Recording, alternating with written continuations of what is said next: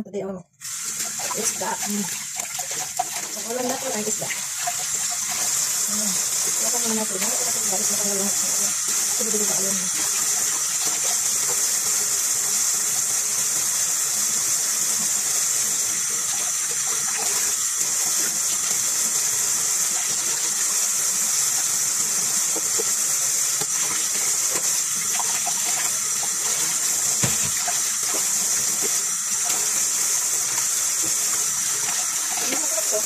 Ito na po din sa orang-orang. Ano po dito? Ano po dito? Sabit na ganda. Ano na pala dito? Ouch! Ano lagi ng tilit guys? May kasira dito ito. Tapos natin ang hugasan. Tignan natin siya ng limang para dito. Limang.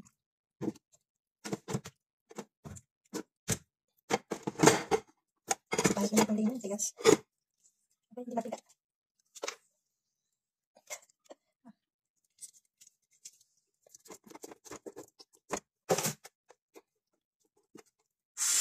Tapos lagyan natin siya ng asin. Dito tayo. Lagyan natin ng asin ng ating fish.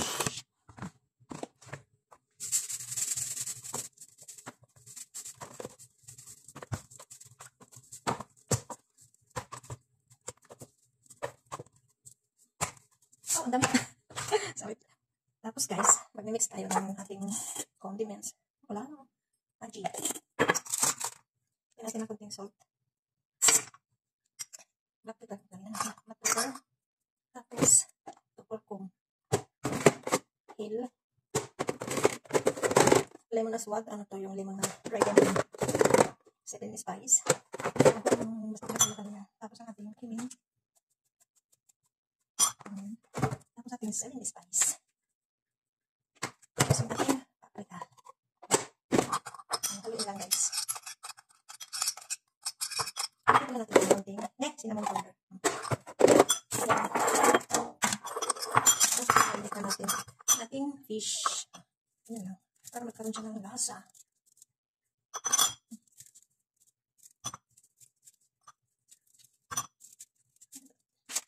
Tatalo lang yung pagkain. Pero ang dami. Kasi ano, sabi ko ito nataba. Ako naman magpupus nito.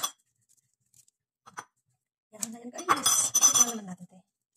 Kasi mapag-prito kasi masyado kami magtrabaho din kahit. Kahit prito lang pero magtrabaho. Ano ba yun?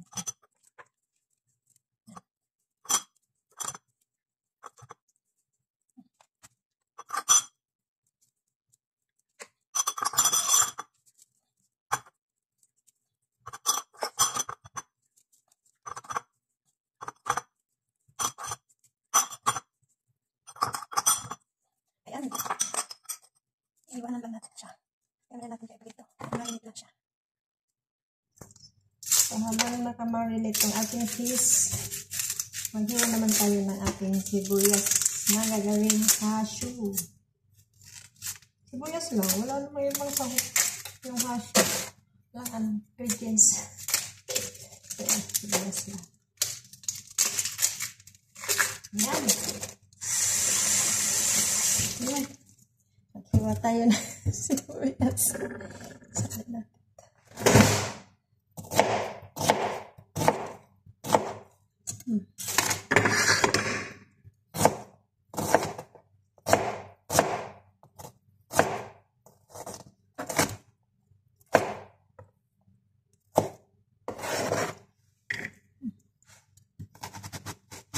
Jesus.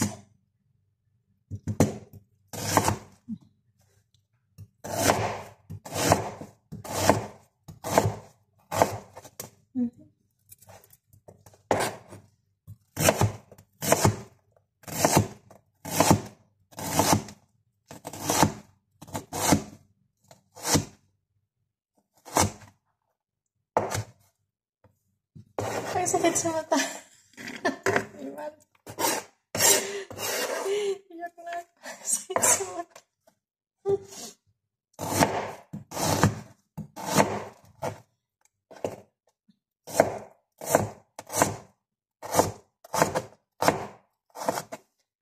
Ay, grabe yung sakit sa mata. Uy. Yan. Ayan ang aking panghasyo. Prepare na rin natin yung ating para sa kanin. Ang kanin dito guys, pagka ganyan ang ulam, Kailangan masarap din yung kanin. Igigisa mo siya sa bawang sibuyas, kamatis. Malasa. Marami dapat ingredients yun guys. Kasi walang ano. Dapat merong ano.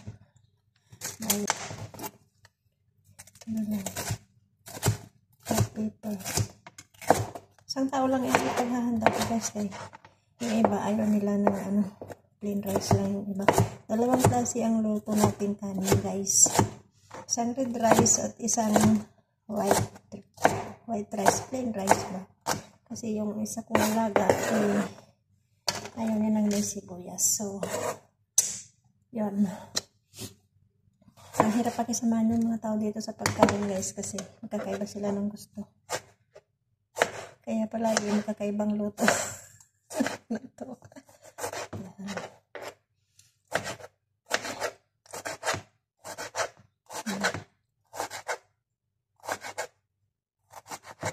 Ayan.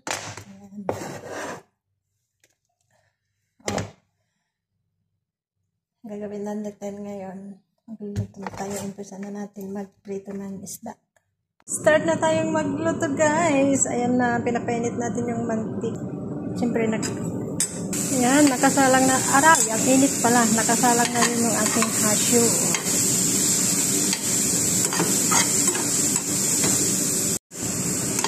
Ayan guys. Hanggang mag-brown siya. Ayan. Ay, total set. Ay!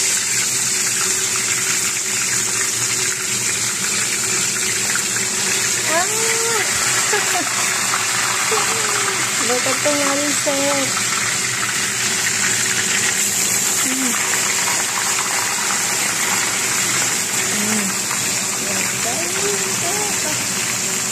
Lagyan natin ng konting tubig kahit parang nasusunod na.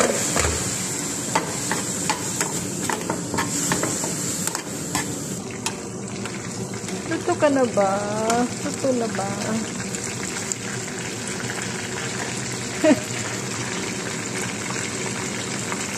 Oh, ayan na. Malapit na siyang maluto. Nakabaliktad na. Yes, maganda tayo hindi kasi nakan tayo dito. Nakakaya natin yung ulat. Ano yung natin? Pwede mo natin. Ito ang mas video. Ay, sorry.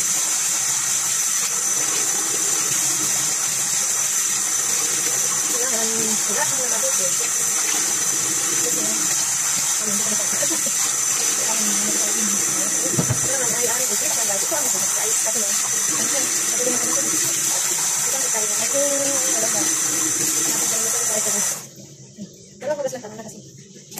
Ito na guys. Ayan, start na tayo magluto ng kanin. Diba? Ito yung para sa kanin. Ayan guys, ito yung ating wali.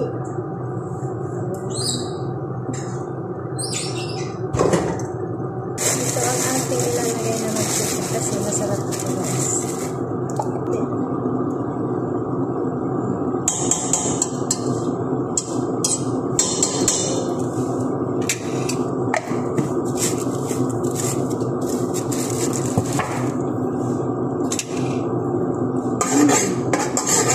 Tapos ilagay na natin ang ating sibuyas.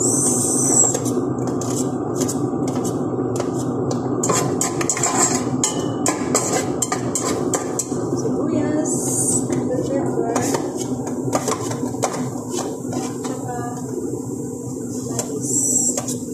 Ito yung para sa kanin.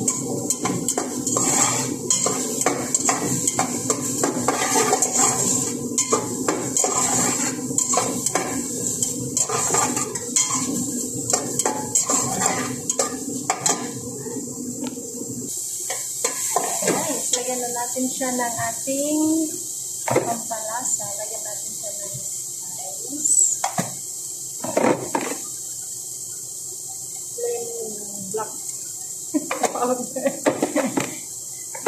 Tapos, pang-aroma. Tapos, syempre, lagyan natin siya ng lagi. Kailangan talaga guys, yung ating kanin ay masarap. Nagtitiyalan na yung ating bike. Ayan. Siyempre, lagyan natin siya ng salt.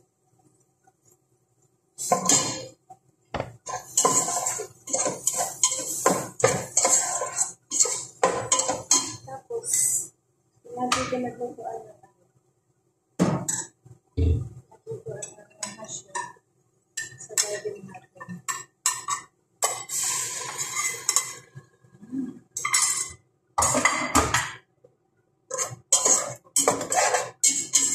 Ay, nakalimutan ko pala lagyan ng kurkuma para magkulay. Tapos, lagyan natin dito ng mantika. Ay!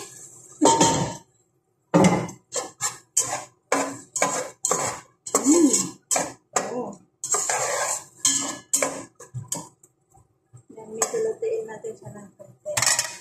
Lagyan na natin ng sabaw.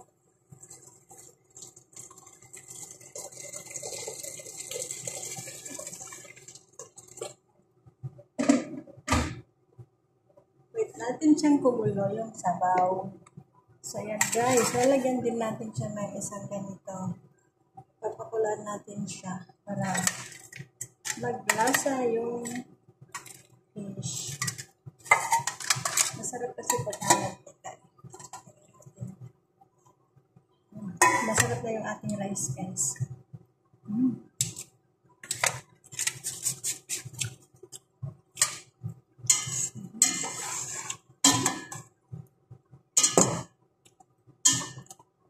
Yan. Pakuluan natin ng pakuluan.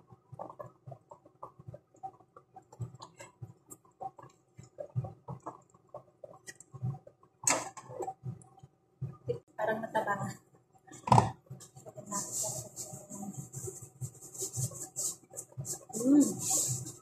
Tapos ilagay na natin guys yung ating bigas pala.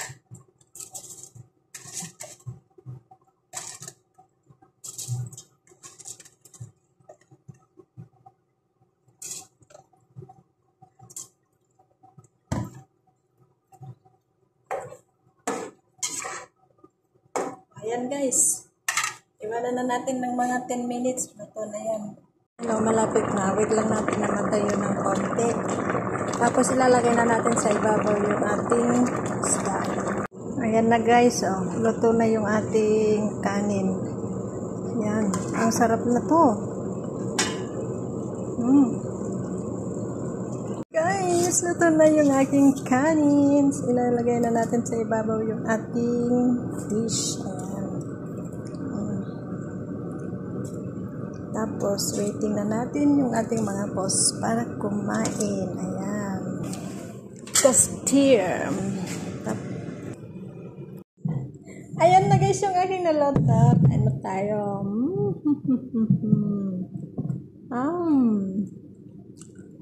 Isda. Ang sarap guys. Try nyo. May soft drinks din ako. 君の虜になって